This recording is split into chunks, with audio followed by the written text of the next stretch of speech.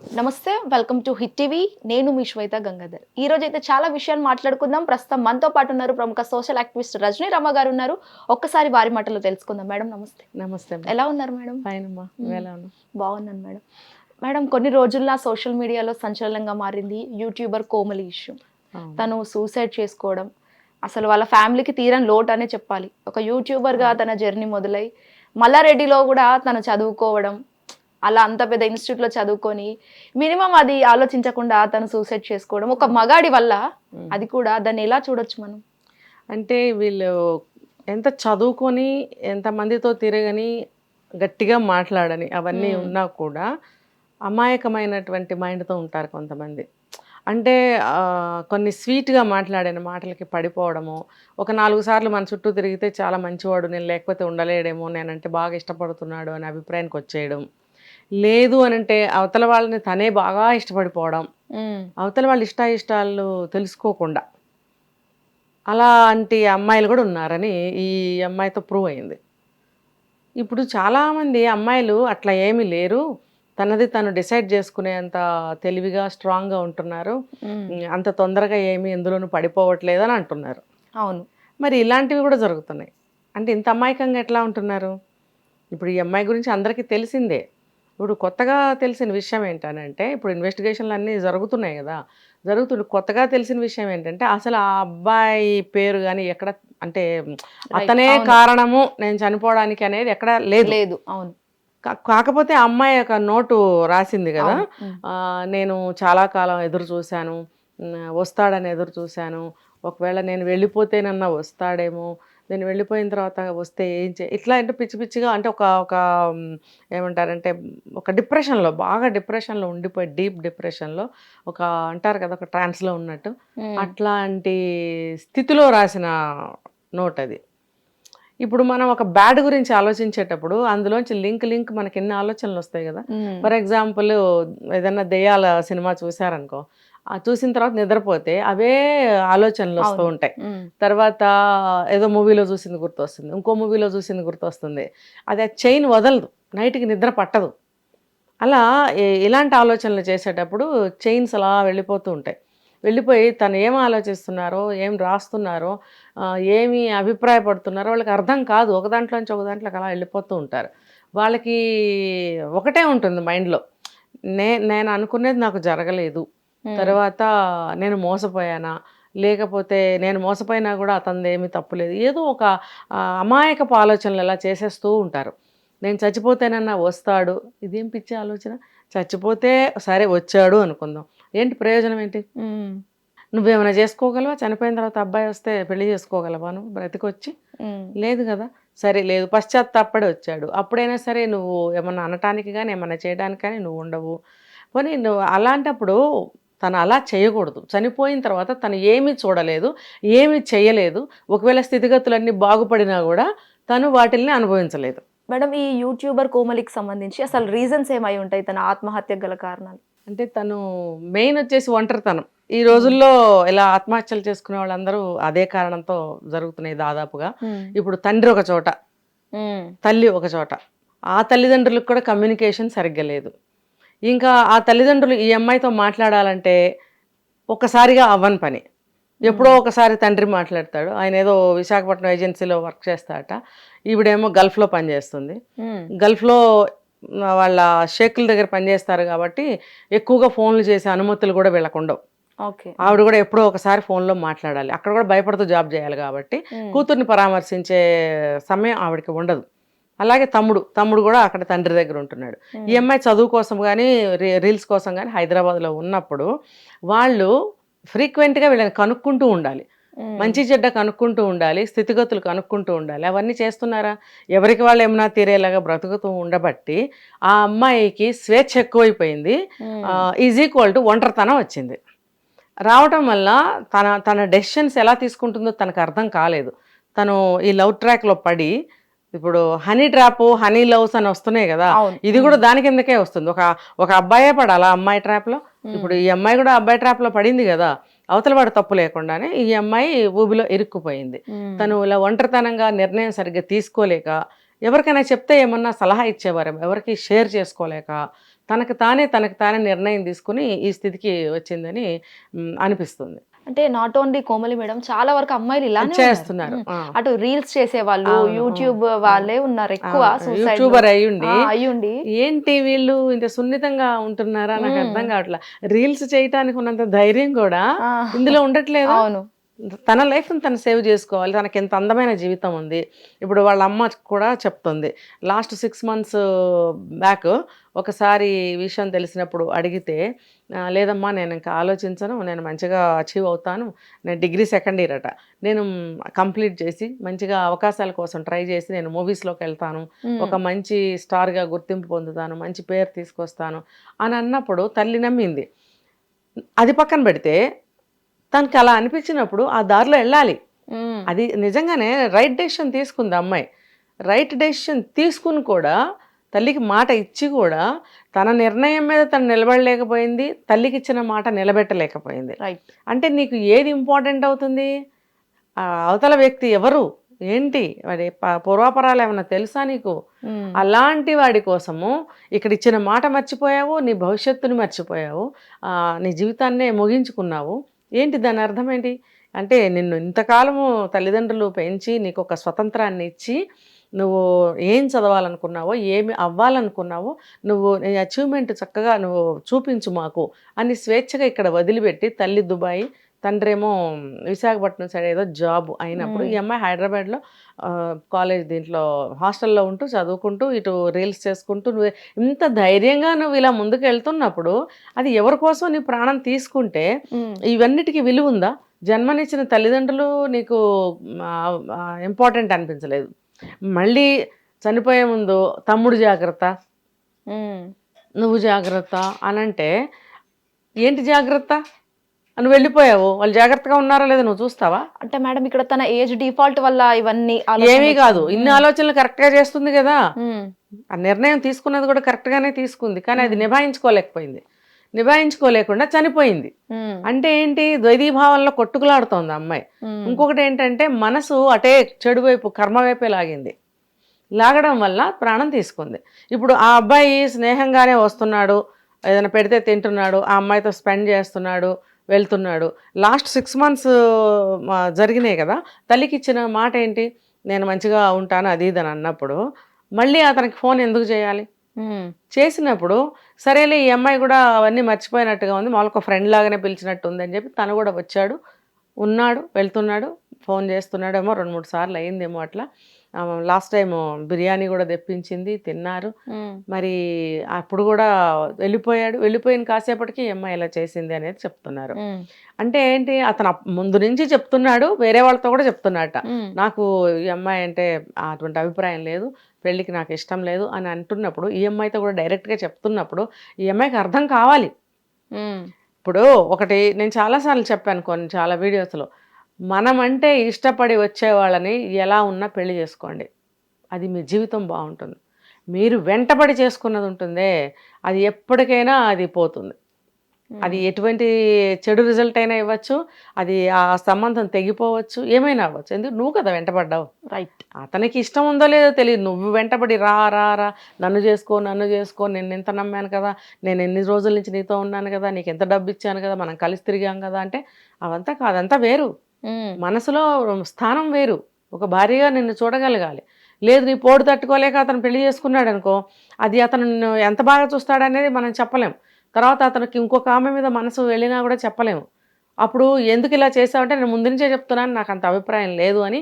మరి ఇప్పుడు నా మనసుకి ఇంకొక అమ్మాయి నచ్చింది, నన్నేం చేయమంటావు అంటాడు, పెద్దవాళ్ళతో అయినా సరే ఆ అమ్మాయితో అయినా సరే. రైట్. మరి అప్పుడు నీ జవాబు ఏంటి? అక్కడ ఏముంది? అక్కడ నీ జవాబు నువ్వు వెంటబడినందుకు. ఇక్కడ అబ్బాయి కూడా నచ్చకపోయేసరికి ఆ అమ్మాయిని అవాయిడ్ చేయాలి తప్ప తనతోనే ఇంకా మాట్లాడడం, తను ఫ్రెండ్స్ పిలిస్తే వెళ్ళడం లాంటివి అబ్బాయి కూడా చేయకూడదు.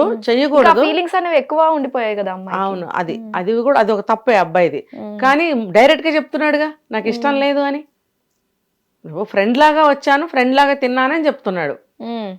తర్వాత ఆ అబ్బాయి పేరు ఎక్కడ ఇక్కడ మెన్షన్ చేయలేదు కదా. తర్వాత ఆ అబ్బాయికి ఇంకో అమ్మాయితో సంబంధం ఉంది, అదే బహుశా పెళ్లి చేసుకుంటాడో లవ్ చేస్తున్నాడో మనకు తెలియదు. అది కూడా నీకు తెలిసినప్పుడు నువ్వంటే ఇష్టం లేదని చెప్తున్నప్పుడు క్లియర్ కట్గా ఉంది, ట్రాన్స్పరెంట్గా. అది మరి నువ్వెందుకు చదువుకున్న అమ్మాయివి ఇన్ని చేస్తావు రీల్స్, అన్ని చక్కగా బాగా మాట్లాడుతున్నావు, ఇది ఎందుకు తెలియలేదు నీకు? అట్లీస్ట్ ఒక కౌన్సిలర్ దగ్గరికి వెళ్ళి కౌన్సిలింగ్ అంటే నేను ఏం చేయొచ్చు ఇట్లాంటి సందర్భంలో అని అడిగితే వాళ్ళేనా నీకు మంచి సలహా ఇస్తారు కదా. అవును. నీకు మైండ్ డైవర్షన్కి బోల్డ్ ఉన్నాయి. నీ ఎడ్యుకేషన్ ఉంది, ఇంకో 1 year ఎడ్యుకేషన్ ఉంది, తర్వాత నీకు రీల్స్ చేసుకుంటున్నావు ఉంది కదా, నీకు డైవర్షన్ చక్కగా ఉంది, మంచి టైంపాస్ వేరే ఉన్నాయి, నీకు ఇది మర్చిపోవడానికి చక్కగా మంచి అవకాశాలు కూడా ఉన్నాయి. నువ్వు ఇది మర్చిపోకుండా నీ కెరీర్ మర్చిపోయి ఈ అబ్బాయి విషయాలతోనే నువ్వు తవ్వుకుంటూ తోడుకుంటూ ఇలా ఉన్నావు అని అంటే ఇది నీ కర్మే నిజంగా. అది అవివేకం. ఇప్పుడు ఎవరో చాలామంది చెప్తూ ఉంటారు, నేను కూడా ఎన్నోసార్లు చెప్పా, ఇప్పుడు అక్కని ప్రేమించవచ్చు, తల్లిని ప్రేమించవచ్చు, తండ్రి, తోడబుట్టిన వాళ్ళు అందరిది ప్రేమే కదా. ప్రేమ అంటే ఒక అబ్బాయిని ఒక అమ్మాయి లవ్ చేసిందే ప్రేమ? ఎవరైనా ఒప్పుకుంటారా దీన్ని? ఒక అమ్మని ప్రేమించి అమ్మ అంటే చాలా ఇష్టం నాకు, అమ్మ అంటే నాకు చాలా ప్రేమ అంటారు, అది ప్రేమ కాదా? అలాగే మా అక్క అంటే చాలా ప్రేమ అంట, అది ప్రేమ కాదా? ఇవన్నీ ప్రేమలే కదా. మా నాన్న అంటే చాలా ప్రేమ, మా నాన్న లేనిదే నేను ఉండలేనని ఏడ్చే అమ్మాయిలు ఎంతమంది ఉన్నారు? మరి అవన్నీ ప్రేమలే కదా.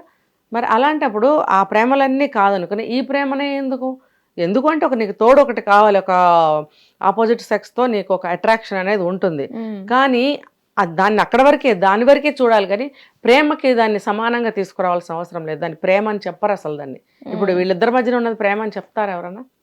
అసలైన ప్రేమ అది కాదు. ఒకవేళ ప్రేమ అయితే ఇది ఎక్కువ ప్రేమ, నువ్వు ఎంతకాలం ఎక్కువ కాలం నుంచి ఏ ప్రేమను నువ్వు అనుభవిస్తున్నావు అది నువ్వు ఇంపార్టెంట్గా తీసుకోవాలి. అంటే ఇది కాదు. చాలా సినిమాల్లో ఇప్పుడు రీసెంట్గా కూడా ఒకటేదో జరిగింది కేసు, అక్కడ అన్నదమ్ములు ఎంత దారుణం చేసినా సరే పోలీసులు వచ్చినప్పుడు ఆ అమ్మాయి అడ్డుకుంది, వాళ్ళని ఏం చేయకండి అని. అంటే తన ప్రేమించింది, చిన్నప్పటి నుంచి అన్నదమ్ములు ప్రేమించినప్పుడు అది ప్రేమే కదా. మరి ఈ డిఫరెన్స్ అమ్మాయిలు ఎప్పుడు తెలుసుకుంటారు? అబ్బాయి అయినా సరే ఇలాంటి సంఘటనలు మనకి సొసైటీలో మనకి ఎలా బ్రతకాలి, ఎలా బిహేవ్ చేయాలి, దేన్ని ఎలా తీసుకోవాలి అనేది మనకి సమాజంలో ఎన్నో సంఘటనలు మనకి నేర్పిస్తూ ఉంటాయి. మరి నేర్చుకోవాలి. మీరు ఒక పేరెంట్గా మీరు చెప్పండి, ఆ తల్లి కడుపుకోత ఎలా అనుభవిస్తుందో. అది చాలా కదా. ఆ తల్లి చెప్తుంది నా బిడ్డ చాలా అందమైనది అని. నిజంగా అమ్మాయిలు అందంగా పుడితే తల్లికి ఎంత మురిపమో, నా పిల్ల చాలా అందగత్తే, చిన్నప్పుడు ఎన్నో మేకప్లు చేసి మురిసిపోతూ ఉంటుంది, ఈ అమ్మాయికి ఎంత అందగాడు వస్తాడో, ఎంత మంచివాడు వస్తాడో, మా అమ్మాయి కట్నం లేకుండానే చేసుకునేవాడు వస్తాడు, ఎక్కడో ఉన్నాడు అనే మాటలతో తృప్తి పడుతూ అలా ఉంటారు. ఆమె తల్లి కూడా అదే చెప్పింది, నా కూతురు చాలా అందగత్తే, కానీ నేను శవమై చూసిన తర్వాత వికారంగా అయిపోయింది అమ్మాయి అని. కడుపు తెగేలాగా ఆవిడ రోధిస్తుంటే నాకు నిజంగా చాలా బాధేసింది. పెళ్లిపీటలు ఎక్కాల్సిన నా కూతురు పాడే ఎక్కించాల్సి వచ్చింది. నాకేముంది నా బ్రతుకు, ఏం చూసుకుని బ్రతకాలని చాలా ఏడుస్తుంది. ఇంకా అసలు ఎవరు ఓదార్చలేము. అది ఆ కనెక్షను, ఆ ప్రేమ, ఆ బంధం అంతే. మరి ఇది ఇలాంటి సంఘటనలు చూసినప్పుడు అమ్మాయిలైనా సరే అబ్బాయిలైనా ఒక పాఠం నేర్చుకోవాలి కదా. వెంటనే అట్లాంటి వాటిల్లో మనం ఇరుక్కోకూడదు అనేది తెలుసుకోవాలి, జాగ్రత్తగా నడుచుకోవాలి కదా. ఇప్పుడు ఇవాళ రోజున ప్రేమలు ఒక అమ్మాయిలు కూడా అంత త్వరపడి ఎవరు ప్రేమించడం లేదు. ఆఫ్టర్ మ్యారేజ్ మన లైఫ్ ఎలా ఉంటుందో అబ్బాయితో అని చాలా బాగా ఎస్టిమేట్ చేసుకుంటున్నారు. అన్నీ కూడా సక్రమంగా ఉంటేనే, 100% సక్రమంగా ఉంటేనే పెళ్ళికి ఒప్పుకుంటున్నారు. అది కూడా పెళ్ళి అయిన తర్వాత మళ్ళీ ఏదైనా కొత్త తేడాలు వస్తే అంటున్నారు, విడాకులు అంతే, డివోర్స్. అలా ఉంటున్నప్పుడు ఇంత అమాయకంగా జీవితాలను ముగించుకోవడం ఏంటి? తల్లిదండ్రులు ఏమైపోతారు? నేను తిట్టిన ప్రయోజనం ఏమైనా ఉంటుందా?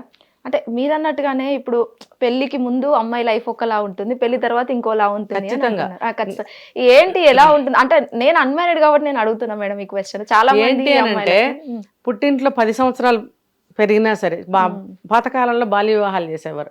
10 సంవత్సరాలు పెరిగినా సరే, 25 ఏళ్ళు పెరిగినా సరే పుట్టింట్లో ఉన్నటువంటి స్వేచ్ఛ, ఆనందము, తృప్తి ఇక్కడ ఉండవు. ఎన్ని బంగ్లాలు ఉండనివ్వండి, ఎన్ని నగలు ఉండనివ్వండి, ఎంత ఆస్తి ఉండనివ్వండి, ఇక్కడ ఆ స్వతంత్రము, ఆ స్వేచ్ఛ అనేది అత్తగారింట్లో భర్త దగ్గర కానీ అత్తగారింట్లో కానీ ఉండదు. అంటే అత్తగారితో కలిసి ఈ రోజుల్లో ఎవరు ఉండటం లేదు, కానీ వాళ్ళు ఉంటారుగా, కలుస్తూ ఉంటాం, వాళ్ళే వస్తుంటారు, వీళ్ళు వెళ్తుంటారు. కానీ ఆ తల్లితో ఉన్నట్టుగా ఉండలేకపోతారు. ఎందుకంటే దీనికి మనం చాలా చెప్పచ్చు. తల్లి ఏం చేస్తుందంటే కాసేపు ఉండులే నేను చేస్తా ఆ పని అంటుంది, అత్తగారు ఏమంటుంది కూర్చుంది చేయకుండా అంటారు. అంతే కదా. అంటే ఆ భావన ఎంత నిజంగా ఇప్పుడు ఈ రోజుల్లో అత్తగారులు అందరూ మారారు, మంచిగా ఉన్నా సరే ఆ స్వతంత్రం అనేది కుదరటం లేదు వాళ్ళిద్దరి మధ్యన. ఎందుకో మరి సృష్టిలోనే వచ్చిందో ఏంటో, అది వాళ్ళు మనసులో యాక్సెప్టెన్సీ ఉండదు అత్తగారులకి. చాలా మందికి, అందరినీ అనట్లేదు, చాలా మంది అత్తగారులు నా కూతురే అన్నట్టుగా కూడా చూసుకుంటారు. మరి ఎంతమంది అలా చూసుకుంటారు? పాతకాలం మా తరంలో అత్తగారులు అయితే ఎవరు కూడా కోడల్ని కూతురులాగా కానీ కనీసము ఒక ఇల్లు వదిలిపెట్టి మన దగ్గరకు వచ్చిందనే మానవత్వంతో కానీ, లేకపోతే పోనీలే కొత్తగా వచ్చినా సరే మనం ప్రేమించడం మొదలు పెడదామని ప్రేమించడం కానీ, ఆ అమ్మాయికి మెల్లమెల్లగా కొంచెం స్వతంత్రం ఇద్దామని కానీ అసలు అనుకునేవారే కాదు. లేదు. అయినా కూడా మరి ఆ టైంలో అమ్మాయిలు మేమందరం స్ట్రాంగ్గానే ఇన్ని సంవత్సరాలు కాపురాలు చేసి సొసైటీలో గట్టిగా నిలబడ్డాం మేము. ఇప్పుడు అమ్మాయిలు ఎంత స్పూన్ ఫీడింగ్ చేసిన తల్లిదండ్రులు బయటకు వచ్చి వీళ్ళు ఇట్లా చేస్తారు, ఓకే ఇది గారాబం అనుకోండి, స్వతంత్రం అనుకోండి, ఏమన్నా అనుకోండి, అత్తగారింటికి వచ్చేటప్పుడు అసలు అట్లా ఉండనప్పుడు వాళ్ళు అక్కడ ఏమంటారు బ్యాలెన్స్ చేసుకోలేకపోతారు, ఇమడలేక అక్కడ మా ఇంట్లో ఉన్నట్టు లేదు అని చెప్పి ఆ లోపల నుంచి ఏమంటారు ఒక యుద్ధం చేసుకుంటూ ఉంటారు. అది తర్వాత భర్తతో కావచ్చు, అత్తగారితో కావచ్చు, అందరూ అనట్లేదు, కొంతమంది. దానివల్ల ఇప్పుడు మనం వింటున్నాం ఎన్నో ఆత్మహత్యలు, ఎన్నో హత్యలు జరుగుతూనే ఉన్నాయి. అయితే అట్లా చెయ్యకూడదు అని ఎన్నిసార్లు చెప్పాలి ఈ అత్తగారులకి? మీరు అలా చేయటం వల్ల ఇలా అవుతుందని ఎన్నిసార్లు చెప్పాలి? వాళ్ళకి తెలీదా? ఒక 50 ఏళ్ళు 60 ఏళ్ళ జీవితం గడిచిన ఒక స్త్రీకి కానీ ఒక పురుషుడికి కానీ నువ్వు ఇలా చెయ్యకు, నువ్వు ఇలా చెయ్యి, నువ్వు ఇలా ఉండకు, నువ్వు ఇలా ఉండని చెప్పాలా? వాళ్ళు ఎంతమందికి చెప్పే వయసుకు వచ్చారు? వాళ్ళ ఇంటికి వచ్చిన ఒక 25 ఏళ్ళ అమ్మాయిని మీరు ఒక 60 ఏళ్ళ వయసు వాళ్ళు ఎలా ట్రీట్ చేయాలి? మీ వయసుతో సమానంగా ట్రీట్ చేస్తారా? రైట్, తప్పు కదా. వాళ్ళకి ఏం తెలుసు? కొంచెం తెలుసు. ఏం తెలుసు? బాగా చదవటం తెలుసు, టెక్నాలజీ తెలుసు, అన్నీ సెల్ ఫోన్లు అన్నీ మీరు ఆపరేట్ చేయటం, ఆన్లైన్ పేమెంట్ అన్నీ టకటక అన్నీ చేసేస్తారు. కానీ ఒక 10 మందికి అన్నం వండమంటే, 10 మందికి ఒక కూర వండమంటే చేయగలరా? చేయలేరు. ఎందుకంటే అది అలవాటు లేదు, రాదు, నేర్చుకునే టైము ఉండదు. పాతకాలంలో అంటే ఎంతమంది వచ్చినా సరే కోడలే వంట చేయాలి, కిందవాడు మీదవాడు. అత్తగారిని అడగటానికి భయం, అడిగితే కూడా అత్తగారు సరిగ్గా చెప్పదు, ఈ వంట చెడిపోవాలని చెప్పి వాడు సరిగ్గా చెప్పదు. అవును, ఇవన్నీ కూడా వాస్తవాలు. అప్పుడు ఆ అమ్మాయి ఎలాగోలా కింద మీద పడి వండితే పేర్లు పెట్టే మహానుభావులు కూడా ఉంటారు పక్కనే కాచుకుని. మరి ఈ రోజుల్లో అంతంత వంటలు చేయటానికి చేసే అవకాశాలు ఉన్నాయా అమ్మాయిలకి? లేదు. అమ్మ చేయాలన్నా అంతమంది ఎవరు రారు ఈ రోజుల్లో. జొమాటో. ఇప్పుడు ఈ రోజుల్లో 10 మంది ఎవరు ఇంటికి రారు కాబట్టి అమ్మకి కూడా కొంచెం వంట పని తగ్గింది. మరి కూతురికి 10 మందికి వండమ్మా అంటే ఎక్కడ వండుతుంది? నేను ఒక ఆయన అనటం నేను విన్నాను, ఒక 100 మందికి వండి పెడతావు అనుకుని పెళ్లి చేసుకున్నాను అన్నాడు. నాకు అసలు నోరు కాని పడిపోయినట్టు అయిపోయింది. ఒక 20 సంవత్సరాల అమ్మాయిని ఒక 100 మందికి వంట చేస్తామని పెళ్లి చేసుకున్నానంటే నాకు చెప్పు తీసుకుని అసలు నిజంగా పెట్ట కొట్టాలనిపించింది. 20 సంవత్సరాల అమ్మాయిని ఒక 100 మందికి నువ్వు వంట చేసి పెడతావు అనుకుని పెళ్లి చేసుకున్నా అంటే అమ్మాయి కూడా డిగ్రీ చదివింది, ఒక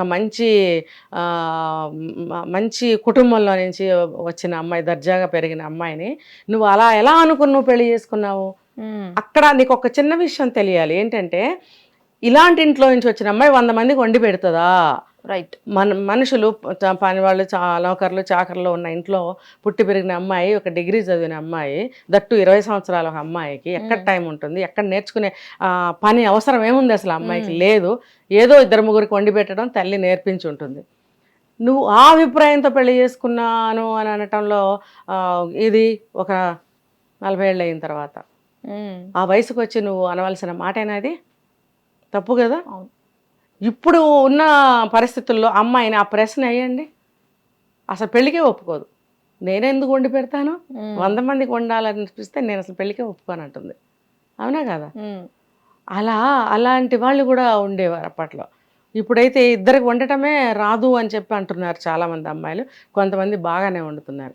కాబట్టి ఈ అమ్మాయిల్ని చక్కగా నేర్పించుకుని ప్రేమగా చెప్పి మంచిగా చెప్పి చక్కగా చేసుకుంటే అంత కూతురులాగా కాకపోయినా ఇద్దరి మధ్యన ఒక సయోధ్య అయితే ఉంటుంది. ఇలా ఉండాలి. అంతేగాని ఒక శత్రువులాగా చూడటము, పరాయిది అనటం అనేది చేయకూడదు. Right, right. అలాగే ఈ కోమలి విషయం కూడా ఆమె ఎంతో అపురూపంగా పెంచుకుంది. మరి బయటకు వచ్చి పిల్లలు మన జీవితానికి పనికొచ్చిన ఏమన్నా నేర్చుకుందాము, ఇవి లేదు. ఈ ఏమంటారు ఇటువంటి ప్రేమలను ఏమన్నా లేదో పేరు పెట్టాలి దీనికి. అసలు యూజ్లెస్ ప్రేమలు అన్నమాట.